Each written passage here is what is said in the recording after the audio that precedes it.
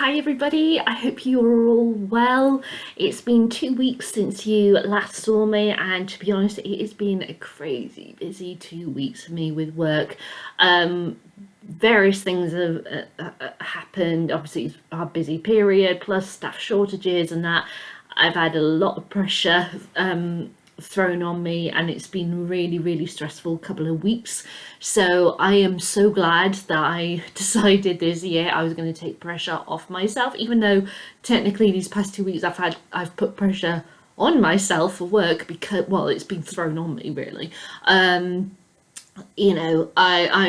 decided not to apply that to my personal life, and this week has been so much better than the week before. But yeah, I'm really glad I took the pressure off reading, because I definitely wouldn't have been able to get through the book that I am here to review if that wasn't the case. So yeah, I've sort of been. It's been a weird couple of weeks, because I've had, last week very much I was so exhausted every single evening. Like I couldn't do any. I was just like lying on my sofa and just like eating and falling straight asleep. It was, really hard going. And this week I felt so much better. So I have been rewatching Supernatural, which I'm really liking, because the thing is that the UK broadcast here of Supernatural got worse and worse as it went on. So it used to be like, I think it started off as like a Saturday 8 p.m. thing, and then it moved to Sunday like 8 p.m, then Sunday 9 p.m, then 10 p.m. on the Sunday, then Monday at 1 a.m, all the way up through, that was to the end of series 14. And then series 15, the very final series, they went and moved it to a completely different channel, but didn't advertise the fact. And I only found out when it was like 3 episodes in and nothing was available on catch up. And I was like, for fuck's sake. So I actually have not watched series 15. I've gotten hold of the DVD now. So I was like, well, if I've got series 15, I'm going to have to do an entire rewatch. So I've been filling in my evenings of releasing my stressed out brain by watching Supernatural, and it has been fucking awesome. So yes, I'm very happy with that. But yeah, I've just been, working as much as possible on my mental health, and just doing what I can do each day, and that's all I can do. So yeah, it's been a really hectic 2 weeks, guys, but I am back. And yeah, this week also, what has really brightened my days is I've stumbled across a new podcast called Potterless. I'll include a link to their website, because they've got an official website. They're on like Spotify and such, but I got it through Castbox here in the UK. So I don't know, I haven't found it anywhere else, because I don't use, other things to find podcasts. But yeah, so I will, I'll include the link to their website, and if you want to search for it, then do. And it's basically about a guy who, at the time the podcast began, was 24 years old. He'd never read a single Harry Potter book. He'd seen the first four and a bit films, because he fell asleep while I was watching the fifth one, but that was years ago, and he only vaguely remembers some things, and he knows a couple of spoilers from the later books, but really nothing. And each episode he's reviewing various chapters of the book with a guest, and they're brilliant. I love this podcast so much. It is so funny, and I love how in-depth he goes, but then he also, just kind of generalizes things as well. I'm at the point where I've only stumbled across it this week, and I'm already at the end of the 5th book, which I think is about 40 episodes in. And each episode is probably between 45 minutes and over an hour. So I've been listening to a lot of this podcast this week, and I love it. I think it's brilliant. It looks like he's also later reviews all of the films, looks at other Harry Potter related books that JK has written, looks at like The Cursed Child and the Fantastic Beasts films, and he's still going with it. So I'm really excited to carry on with this podcast. There's nearly 200 episodes on this podcast. So yeah, so check it out. Anyway, I'm here to talk about the book I have been reading, well, mostly this week, but kind of over the past 2 weeks, and that is The Night Circus by Erin Morgenstern. Now, this is a book which has plagued me for, 11 years now? So it's just kind of, it's always there all over the place. It's kind of a book that I'm like, yeah, I'll get to, haven't got to. And then, 12 years now, 11 years, because it was 2011 when this was published. I was thinking in my mind just when it was published in 2010. No, it wasn't, it was 2011. And then, yeah, they did a 10th anniversary edition, and I'm like, oh, bloody hell. So, yeah, I better get round to reading it. And now I have. So, in case you don't know what this is about, it's about a night circus. It's a circus that appears in various cities. You don't know when it's going to pop up ever. And it's the circus that only opens at night. So yeah, doors are locked all during the day. The sunrise and sunset defines when it's opened, and it's full of these fantastical things, and every tent is different, and you can't quite believe what you're seeing. But underlying it is a story, a dark story, which involves two individuals, Morris and Celia, and a bond which binds them to the circus that will ultimately define their fate. I'm going to put it that way. I don't want, if I expand on it further, I'm going to really spoil the book and everything. So I don't want to spoil. So I'm going to be that vague about it. But their story is the underlining thing to this book. Now, how do I begin this? I liked it but didn't love it. I was impressed by it, but at the same time I felt let down. The ending was a bit weird. And even though, yeah, it worked, at the same time it didn't quite in my mind. Now, this is written non-linear, and it's written also from multiple points of view. I said non-linear, so you're bouncing around through time, and it's just rather jarring. And I often questioned, does the non-linear structure work?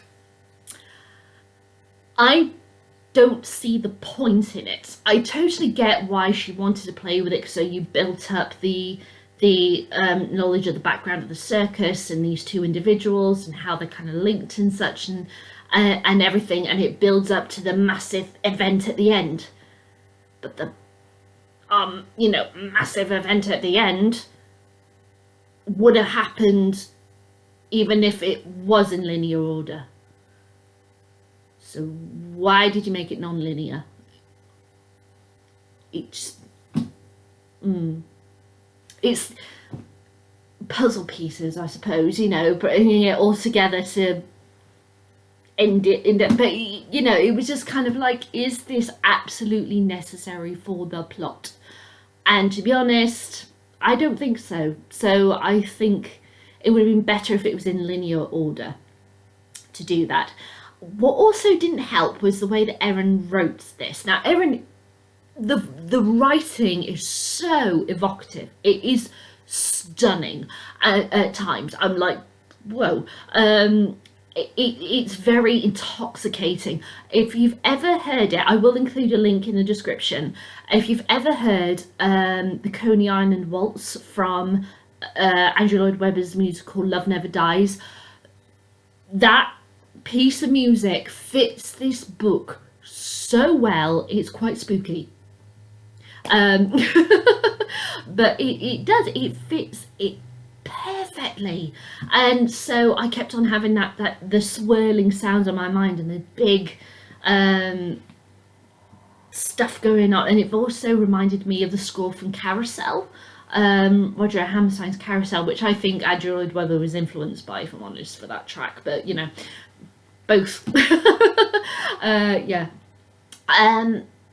what was I saying? Yeah, so yeah, it's very evocatively written, but when you break it down, it has some major flaws. Like it's like she keeps doing the same thing every chapter, and I'm like, finish a chapter in a different way, please, because she'll always, right, it'll be a situation a person walks into, always tends to walk into a scene, not that they're already there, they just walk into it. It's usually a room or an area or something, and they'll see something, and then something will happen with them, and you can literally, like, almost like a camera pans away to the thing that got referred to, and obviously it has a kind of metaphor, it's, relating to what's happening, and it's like, yeah, that's clever.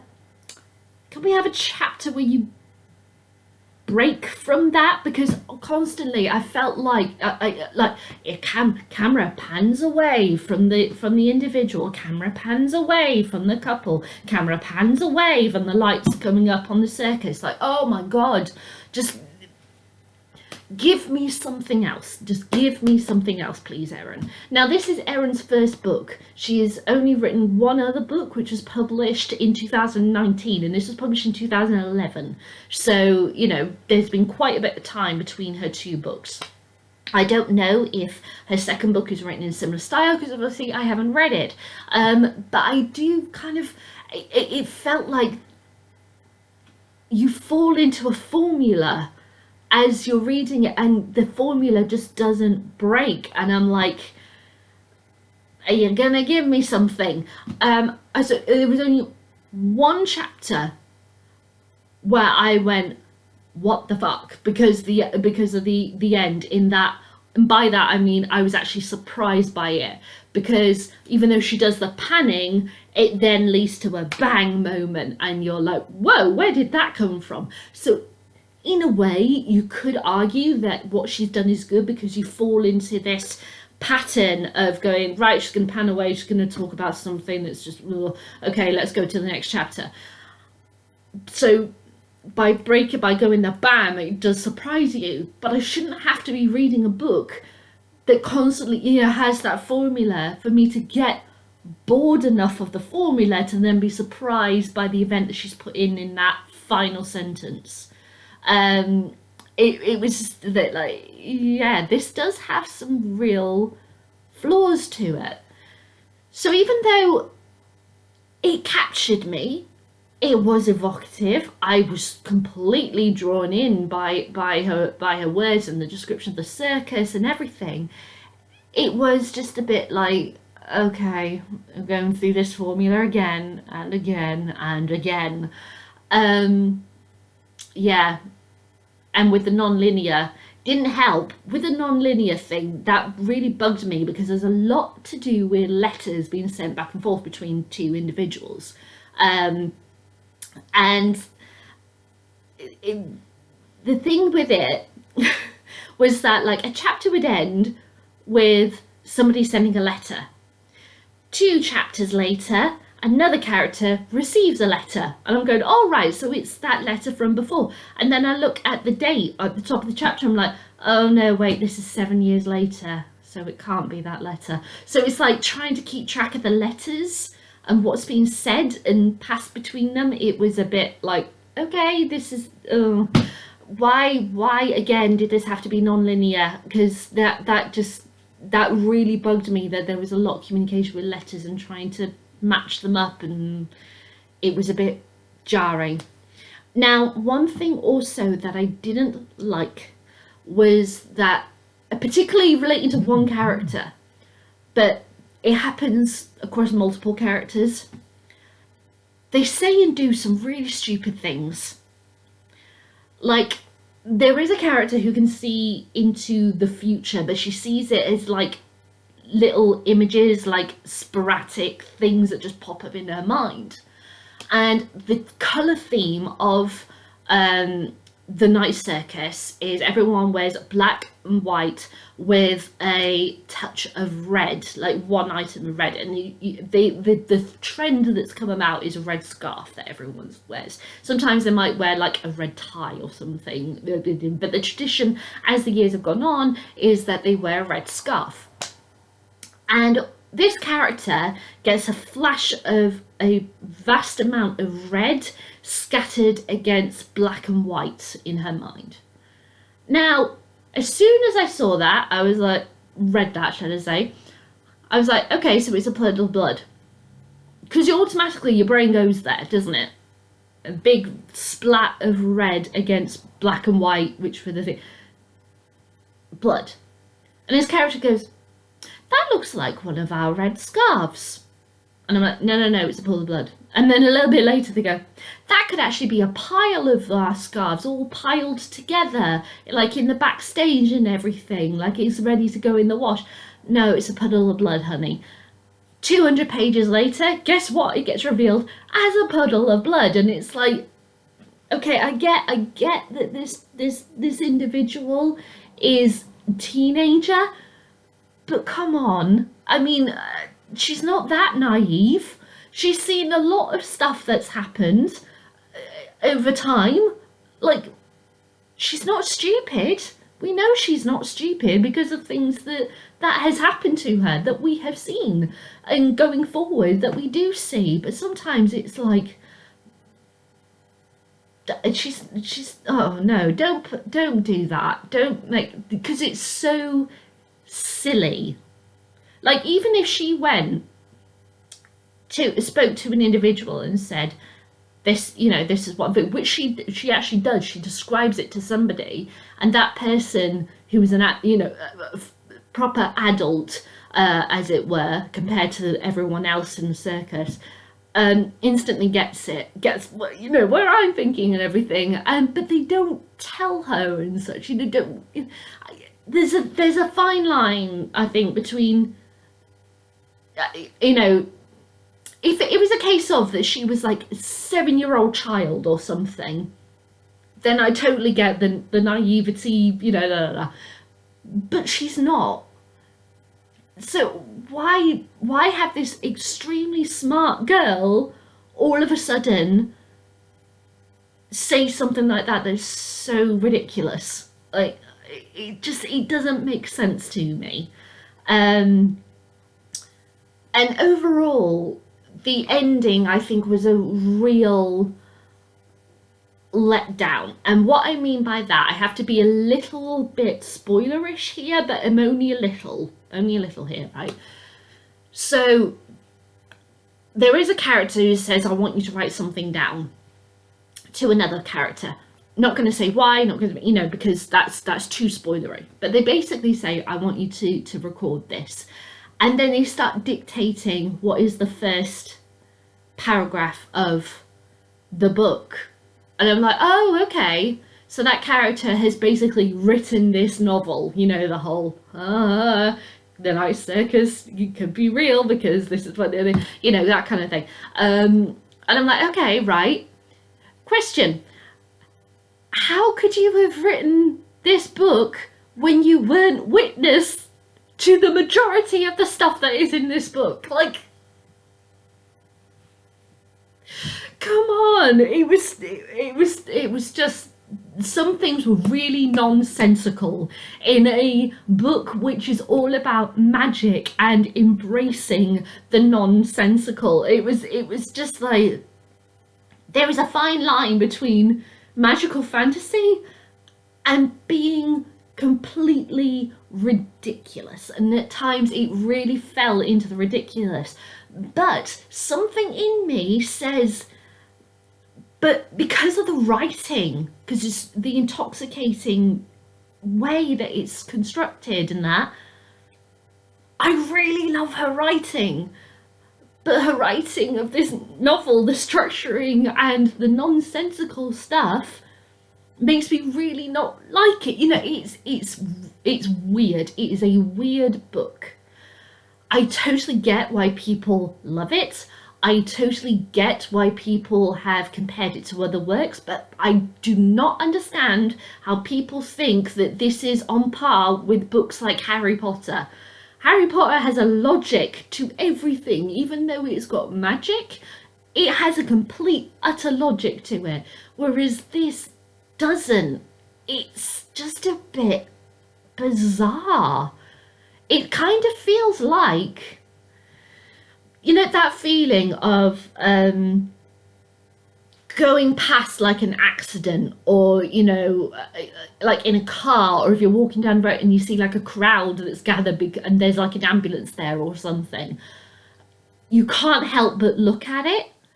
I kind of feel like that. Like, I love the circus and the various tents and how they're all different and all the weird and wonderful stuff in it, but that's it. It's kind of it's the facade. It's the facade of what the public see versus the background stuff, and the background stuff is our mystery and everything, the big underlining story of this book. But the underlining story itself is just a bit bizarre and has such flaws. I'm utterly confused by it, but I can't help but look at it. So I love-hate this book.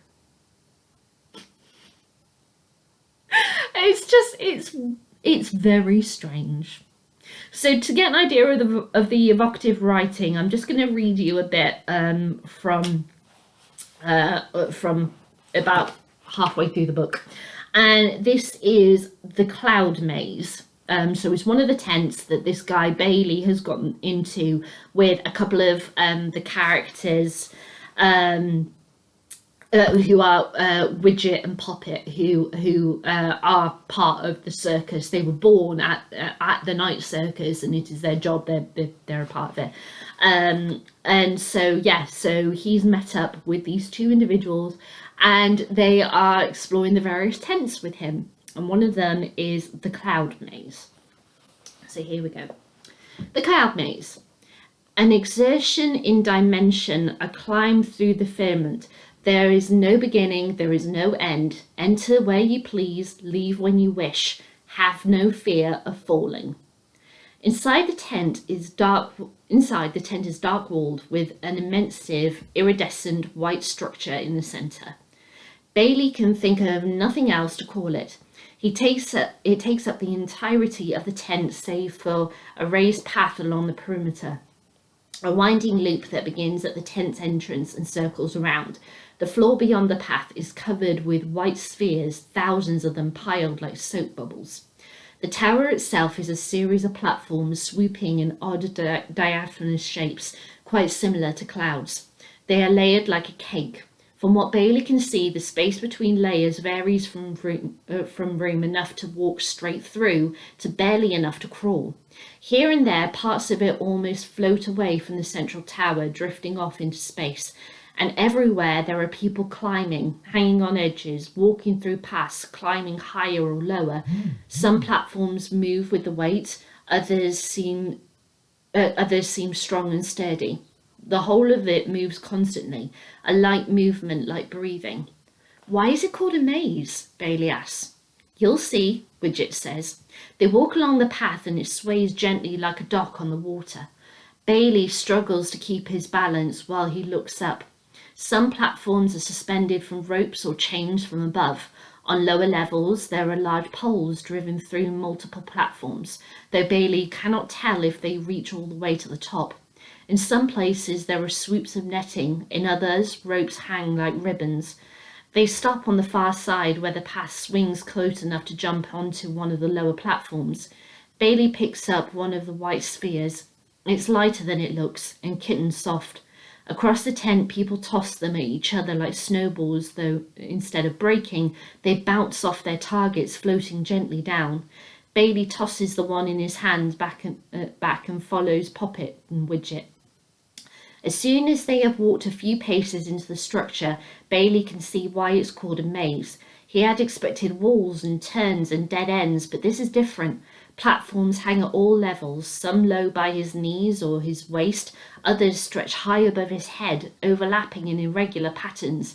It's a maze that goes up and down as well as side to side. See you later, Widget said, hopping onto a nearby platform and climbing onto the one above it. Widge always goes straight to the very top, Poppet says. He knows all the fastest routes to get there. Bailey and Poppet take a more leisurely route, choosing platforms to climb at random, crawling up bits of white netting and manoeuvring carefully through narrow passages. Bailey cannot tell where the edges are or how high they climb, but he's relieved that Poppet seems much less troubled as she has been on the Stargazer, and she laughs, helping him through the more difficult turns. But how do we get down? Bailey asks eventually, wondering how they will ever find their way back. Well, the easiest way is to jump, Poppet said. She pulls him over to a hidden turn that reveals the edge of the platform. They're much higher than Bailey had suspected, even though they have not reached the top. It's okay, Poppet says. It's safe. This is impossible, Bailey says, peering over the ledge. Nothing is impossible, Poppet responds. She smiles at him and jumps, her red hair trailing on behind her as she falls. So as you can see, it's very mystical, and you don't quite know what's going on, and a tent is not a tent. It's,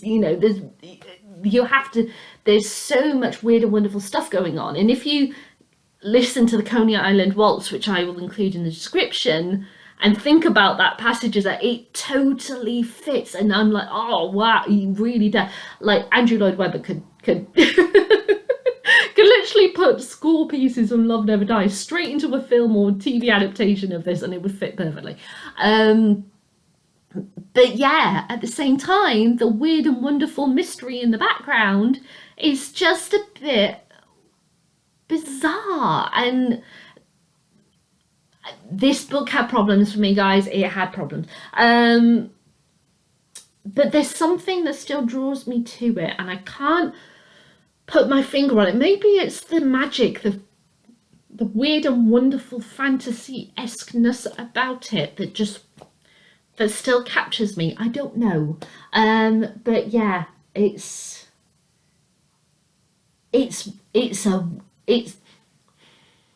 probably a Marmite book, I think, for people. But then I don't know. I haven't looked at reviews and everything. But it's just it's baffling and confusing, yet draws you in. But you don't want to look, but you do want to look. It's very, very odd. But I think definitely the non-linear choice was a weird choice to make. It doesn't make sense to me why it was a necessary tool to use at all. As I said, this is Erin's first book, so I don't know what her second book, which was only released 3 years ago. I don't know what it's about. I don't know if she's written it in the same kind of style, but she has got a very evocative writing style that I like. So yeah, it's a weird, interesting one this time, guys. Yeah. Now, in regards to an adaptation, the film rights were picked up for this in I think it was 2013. Nothing had been heard of since until 2019, when it was announced that it had a director, but again, nothing else since. So there could be a film version coming of this, but I couldn't find anything about it whatsoever, apart from, the most recent thing, 2019, that it had a director. So, but then COVID obviously the pandemic would have had a major impact on that. But there was nothing even to say that the screenplay had started being written, who was writing the screenplay or anything like that. So I don't know. We might get a film version, we might not. We'll just have to see. But it will be very interesting if it does get adapted, if they do it as linear or non-linear. And to be honest, I think this is going to be really difficult to adapt. really difficult. And given, you know how that thing that there are certain like movie tropes and such the adapters will put in and all that lot, and there'll be stuff that they'll cut out because they're like, no, that doesn't really work for us and everything. I think they are going to have to probably really mess with this book in order to get it to work as a film. I really do. And a lot of this book actually is like descriptions of stuff in the circus, and you know, the facade that you see, and everything. So it's like the bulk of this is description. It's like, well, what's the gravitas of the actual story, the background story? And that I had major issue with. So I think this is going to be a tough one to adapt if it does get adapted, and I really don't know how they're going to be able to do a lot of stuff in this. So yeah, so we'll just have to see if it does get adapted. But anyway, let's do my usual questions. Would I read this again? I think I would. Despite having the issues that I have, I think I would. And I think it's because of Erin's writing. But the actual story itself is not that great. Would I buy any more of Erin's books? If her other book is written kind of like this with non-linear and everything, and that I probably right this minute not. I think I don't even know the title of her second book, so I don't even know if the premise would actually catch my attention anyway. But I'm willing to give Erin another go because it's only fair, because this is her debut novel, that, you know, I give her other book a go, or any future books, because, you know, I don't know if she's got plans to publish any more. But yeah, to go like 8 years without publishing a book, I don't know what she's been up to, or if she's just, you know, writes in her free time from another job. I don't know.